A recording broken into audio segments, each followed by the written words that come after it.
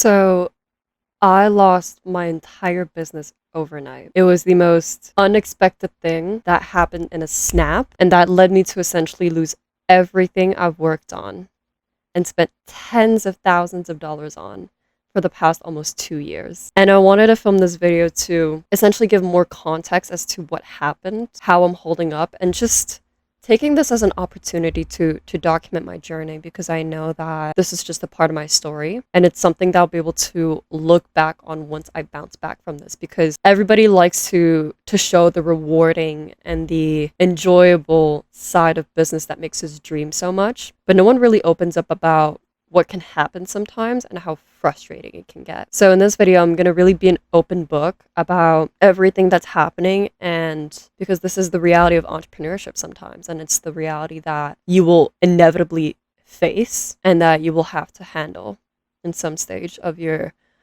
journey. So essentially what happened is my Instagram account that had 54,000 followers, that had an audience full of clients, DMs full of people that I was supposed to book in for calls to start working with, it got disabled. And essentially what happened was, one day I came home and I started to work, right? I opened up my Instagram page and saw that it got suspended. So suspended and disabled is not the same thing. I got suspended for something about creating a fake account, or just something for some kind of reason, right? And when you get suspended, you have the choice to appeal the decision, where you essentially submit like evidence and you verify your identity to prove that you haven't done nothing wrong. So when my Instagram got suspended, I appealed, because that's the only way that you can actually work to get your account back. Throughout the next few days, I got suspended once, the first time. I appealed. After a few hours, I got my account back. I had my account back for a few hours, got suspended again for a different reason, appealed, got my account back, got suspended again a few hours later. And this happened 4 times. So in the span of 4 days, I would get suspended for no reason. I would appeal, I'd get my account back, and then I'd get suspended again. Each time that I got my account back, Meta or Instagram admitted that I hadn't violated anything. So that is 4 times where they give me my account back within a few hours, admitting that I haven't violated anything. Because the suspension process is something that's done with their AI system. But when you appeal to get your case reviewed, a human actually reviews it. This happened until eventually I got my account back for the 4th time. Right at this point, I was pretty frustrated, and I was just like, okay, whatever. Out of nowhere, I didn't get suspended. I got disabled. I lose access to my account, and they tell me that they've disabled my account permanently for money laundering and starting romantic relationships to steal people's money, which is the most false and ridiculous thing I've ever heard. Because I use my account for business. I use my account to give value. I don't like that, man. That's just so ridiculous. And this happened because essentially Meta has replaced their entire moderation system with AI. They've replaced their entire support system with AI. They've replaced their entire moderation system with AI. So this new AI model is starting to be really aggressive on how they flag accounts and take them down. It's a glitch. Like, they're obviously wrong for it. And this isn't just something that's happened to me. This is something that's happened to like millions of people. This is something that I've had so many friends tell me that they're going through the same thing. I've come across hundreds of TikToks recently of business owners with 500,000 followers who are going through the same thing. And it's happening to everybody. It's literally happening to everybody. And it's insane, which is, it's insane, man. And I actually saw recently that Mark Zuckerberg's own system actually disabled his account too. That just comes to show just how unorganized their moderation system is, because this is happening to everybody. It's not just happening to me. I've had so many people reach out to me telling me the same thing happened to them. And when my account got disabled and I got the notification that my account got fully disabled, I tried every single thing I could to get it back. I spent hours doing research on Reddit, TikTok, YouTube, and then I had some people tell me, start a new account. So I had 3 backup accounts. I had a private account, I had my business account, And then I had a Facebook account. And then I had like another account, just like a draft account. Every single one of those accounts got suspended and disabled along with my main account. Because they were essentially saying that I was creating new accounts to get around my ban and to try and get access to Instagram again. Meta has essentially set up a system, since they have replaced everything with AI. They have set up a system which makes it basically completely impossible for you to reach anybody. That's sort of what's happening. So I don't know what flagged my account. I don't know. I don't really know what's happening. This course of events have obviously like led me to feel very uncertain about what's going to happen, and it's really scary because it's completely out of my control. Fully out of my control. I have done everything I could to try and solve this, and it shows that sometimes business will just throw the most ridiculous problems at you. It will throw the most ridiculous problems at you that is absolute nonsense and shouldn't even be a problem. But sometimes that's what business is. I was obviously like, when it first happened, I was very stressed in the moment because I knew how much I put into this brand. I mean, I was making 5 figures at 17 from my Instagram without sending any DMs. It was just pure inbounds, purely clients coming to me, telling me they wanted to work with me. That's how strong the engagement of my brand was. But as soon as I was about to hire a team to actually handle like the DM process, to start sending out DMs and literally 5x my business, my account gets taken down. That's sort of what's happening, and it's really frustrating because I had so many connections on that Instagram. I was networking with entrepreneurs every day, people I looked up to, people that inspired me, and I had so many qualified leads in my DMs that I was in the process of booking. I had DMs of people coming to me and telling me they were ready to work with me. So my account got suspended. It first got suspended around the end of May, but my account got fully disabled on the 3rd of June. Today's the 18th of June. And that time increment through which I don't have access to my account, to which I didn't have access to my account, probably cost me tens of thousands of dollars in deals. It's lost me all my credibility. It's lost me 54K followers that I built organically, and all of the qualified leads and the audience that I had built, the cult that I had built, the trust that I had built. I literally lost access to my online world. I don't know what's going on in my industry anymore. I can't create a new account. I've gotten so many phone calls from people asking me why I block them. You know, it's all of these things that are happening at once, and simultaneously, you know, I'm in high school, so I'm going through final exams right now. I'm in a specific education system, so I'm passing what's considered one of the hardest high school exams in the world. And that alone adds so much pressure to this entire situation, because for years I was daydreaming about graduating high school without having to go to university, because my goal was to build a brand that was so strong and that was so profitable that the moment I left high school, I'd be able to make money online, I'd be able to travel the world, and I'd be able to go all in on scaling my business, knowing that I've built the most incredible brand. That was my goal for years. I used to daydream in the back of class. I used to journal about this for years. I did build that brand that I had always dreamt about. I was making money, and my goal, my plan was literally to keep making money once I graduate and to travel the world because I had the means for it. But just as I'm about to graduate, all of it went into the void. On the other hand, 4 months ago, I had invested $12,000 liquid into a mentor so that I could really go all in on building my Instagram. The entire reason why I invested that money into a mentor is so that I could genuinely take my Instagram to the next level, go all out on it, and to build the most powerful brand ever with the highest quality system and the highest level of information out there. I spent 4 months in that program, and I poured every single thing that I learned from that into my brand, into the way that I was approaching my content. And the contract with that program is 4 months. And now that I'm approaching the end of my contract, everything that I had invested into my Instagram from that program just went down the drain because of the fact that my Instagram got disabled. So all of these different things happened overnight in a snap, out of nowhere. I have no idea what's going to happen.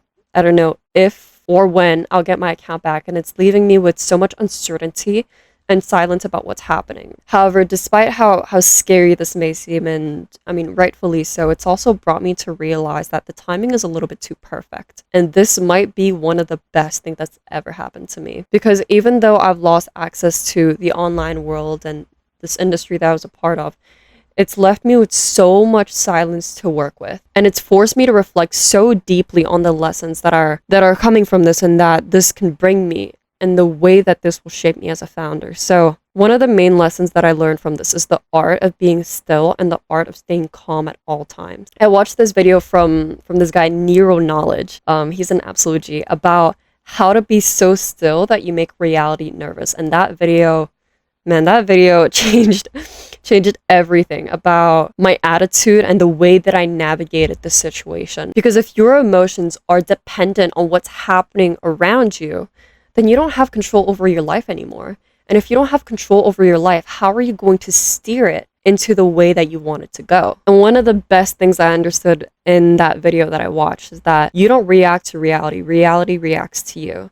So if you allow these small circumstances to get to you and to mess you up mentally, how do you think your reality will start bending itself? That's why it's so important to not allow these little things to change your internal state, because if it does, you will lose control of your life. And the toughest quote that I got from Nero from that video is, you allow what you see to determine how you feel without realizing that how you feel determines what you see. That's an absolute bar right there. Over time, when you practice the art and when you adopt the art of staying calm, you will be able to navigate through the situation in a way where it always goes your way. If you master the art of staying calm, it will benefit you forever. Because when you're going through something tough, you won't allow these circumstances to mess up your internal state and just get you to freak out and absolutely lose it. But when you're also going through something amazing, if you achieve like your goal and you literally have made it, you won't allow yourself to be filled with pride and arrogance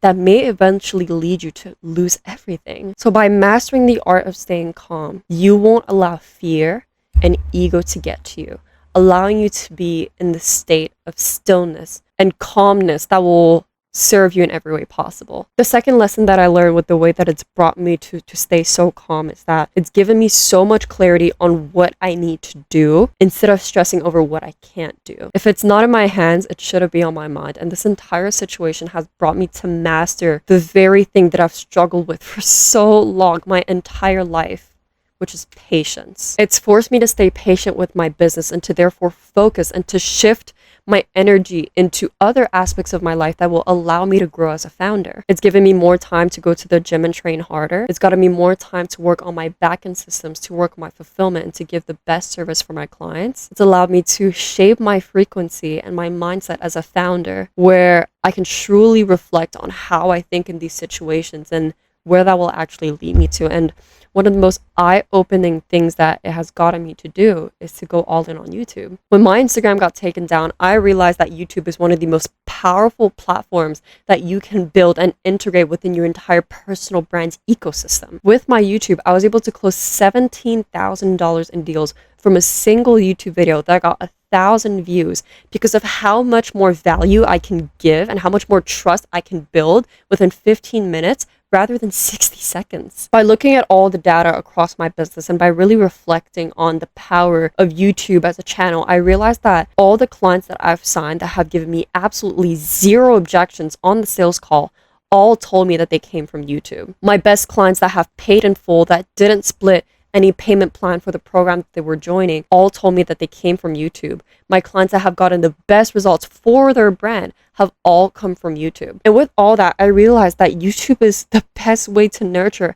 and to build trust with your clients to the point where people are already sold into you, into your program, into your offer before you even try to sell them on the sales call. And lastly, the most powerful opportunity that I got when my account got taken down is that it gave me so much time and silence and stillness for me to get closer to God. I'm almost done with the New Testament, and I plan on just studying it in depth once I'm done and to look back on all the highlights that I've made. All the realizations that I've gotten as I've been reading this Bible has brought me to build such a strong relationship with God and to lean on His strength as I'm going through this phase in my life. And one of my favorite verses in the Bible that truly spoke to me is James chapter 1, verse 2 through 4. Dear brothers and sisters, when troubles of any kind come your way, consider it as an opportunity for great joy, for you know that when your faith is tested, your endurance has a chance to grow. So let it grow, for when your endurance is fully developed, you will be perfect and complete, needing nothing. And there's also another verse in James that goes deeper into this, which is James chapter 1, verse 12, where it says, God blesses those who patiently endure testing and temptation. Afterward, they will receive the crown of life that God has promised to those who love him. These are probably one of my favorite verses ever in the Bible, because the way that it flows, it almost feels like you're having a conversation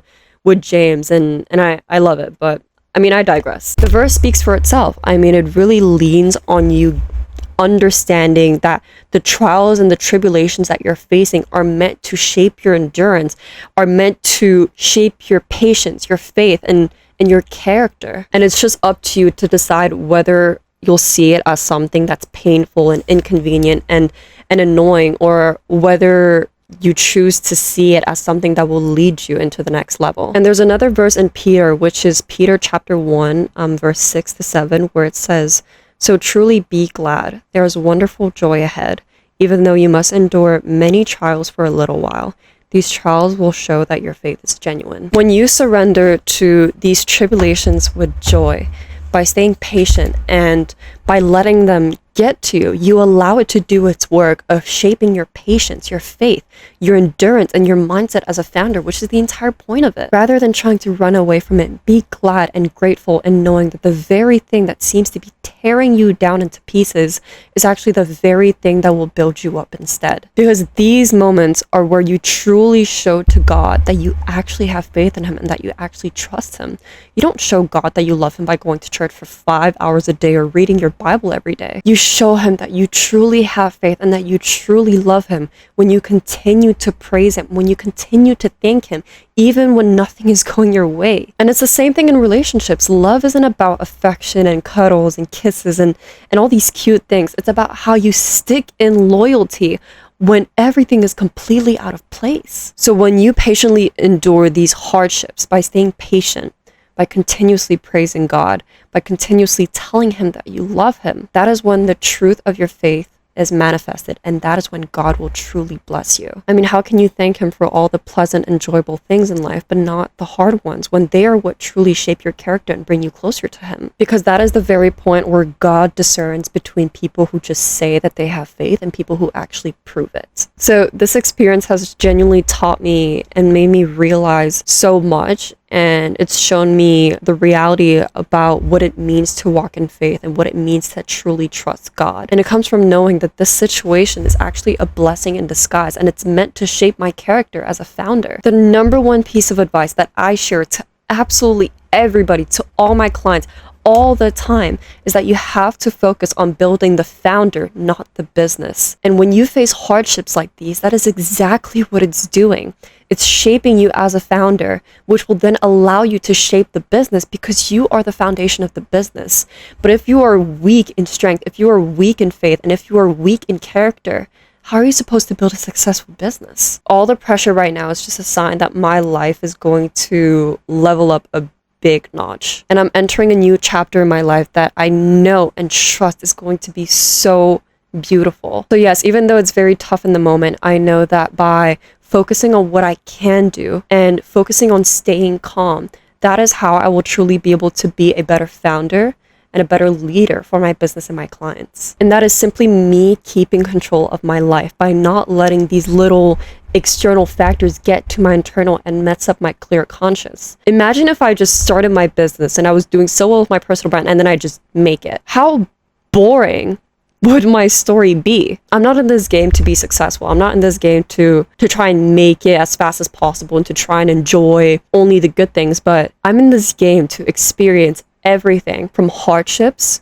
to the challenges and to then eventually experience the fruits of my labor. But anyway, I've understood that this is the ultimate test from God, and I'm blessed to even have the strength to see my entire situation like this and to grow from it. But what am I actually going to do to resolve this entire thing? So right now I'm going through final exams, so I really have no choice but to put my head down and to actually focus on it. But once I get it done, that's when like I'll be able to actually go all in on focusing on the other aspects of my brand that I'll be able to build, such as my YouTube and my backend and all these different things. So I've been working with this one legal independent body where they operate under Europe law. So by law, Instagram and Meta are legally obligated to look at my case and to actually give a response or to give a statement as to why they did this. And based on my evidence, where they said 4 times previously I didn't do anything, and then the change of like the different reasons as to why they're banning me,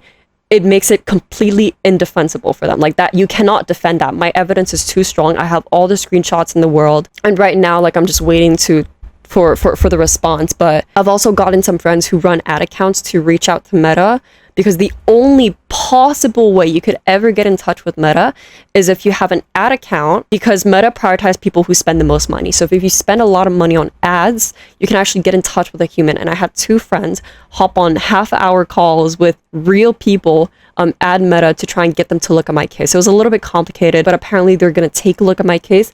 I don't know. At this point, like it's really about waiting. So as a founder, you know, you need to face these kinds of problems. I don't know if they're going to resolve that. I don't know if they'll eventually like come to the realization that this is happening. But regardless, I know that I wouldn't want to have it any other way, because I'm genuinely so excited to receive all the blessings and all the wisdom and all the strength that lie on the other side of it. This entire situation just means that I'm going through a massive, massive shift in my life, and I'm really entering a new chapter, because especially because I'm graduating and I'll have all the time in the world to go all in on my YouTube, to go all in to the gym, to go all in on my business and my brand, you know, apart from Instagram, as I wait to get my Instagram back. And girl, once I graduate and once I get my account back, it's gonna be game over for a lot of people. I have so many plans. But until then, I'm gonna keep working on my physique. I'm gonna keep going a little bit harder in the gym, sharpening my wisdom, sharpening my relationship with God, studying a lot, and continuously growing into the best founder that I can be. Because I can either choose to see this as pressure that is going to run me over, and that's going to, you know, just be an inconvenience for me, or I can choose to see it as something that's exciting and beautiful, and I choose to see it that way. Anyway, I hope that this video cleared up a few things to those who are wondering where I disappeared to, and I also hope that the lessons that I shared helped you out. But apart from that, I will see you in the next one.